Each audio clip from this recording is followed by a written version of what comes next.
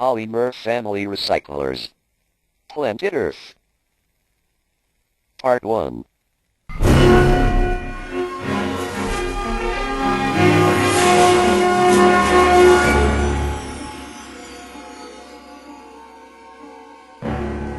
Hi. My name's Polystyrene, but you can call me Sky. If you're listening to this on audio, you'll notice I've got a pretty high voice. This is because I'm a rainbow lorikeet. And if you're reading it from a book, you'll notice that I've spelt the words the way they sound. And this is because I'm uneducated.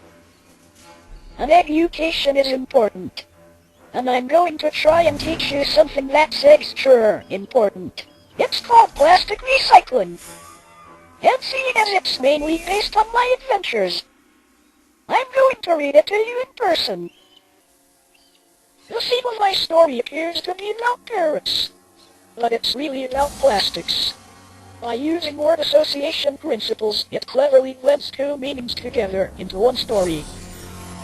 For example, the word poly can describe a parrot and also plastic. So why can't the word polymer describe a family of plastics and a family of parrots?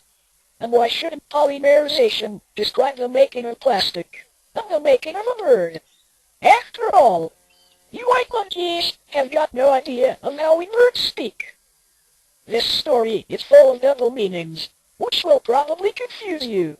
But don't panic. It becomes a lot clearer when you compare the story to the plastic explanation at the end.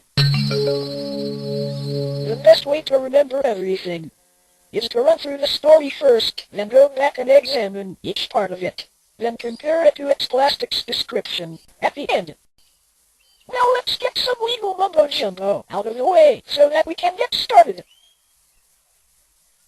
The Poly-mer family recyclers' books are subject to copyright laws and can only be printed for personal use by the purchaser of the Poly-mer family recyclers CD-ROM. Unauthorized copying or broadcasting will be deemed a copyright infringement and dealt with in a court of law.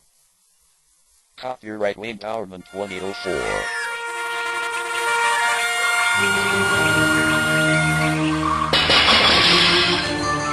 The story starts many moons ago, in a little forest town called Eden, a suburb of Aussie land.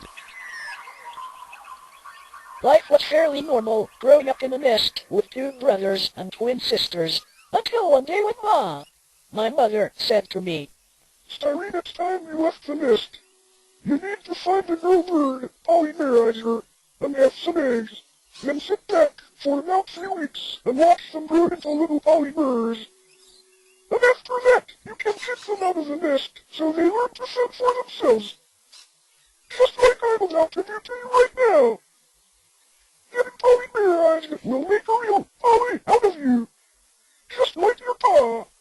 And who knows, one day you might make us proud by making a recycling number for yourself. But don't rush into anything, because we polymers have very long lives. And now that you're leaving, I think it's time I told you that you're not really a feathered freak, because you're huge and have a big blue head. And you're not a scaly-breasted lorikeet, like the rest of us, either. You're a rainbow lorikeet. We adopted you as an egg. Now pat your legs and get out of my tree."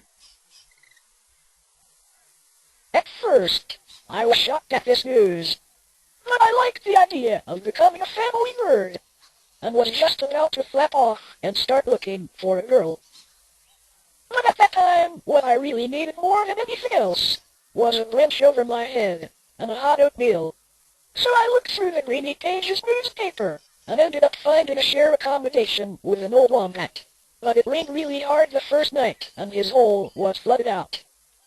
After that, I rented a brand new tea tree bush, but the smell reminded me of a hospital. So I moved out, and then moved straight into a one-bedroom nest in an old forest red gum. I was very comfortable, until one night when it was very windy, and I fell out of the tree, nest and all. It was now 6 nights since I'd had any sleep whatsoever, and I was really pushed.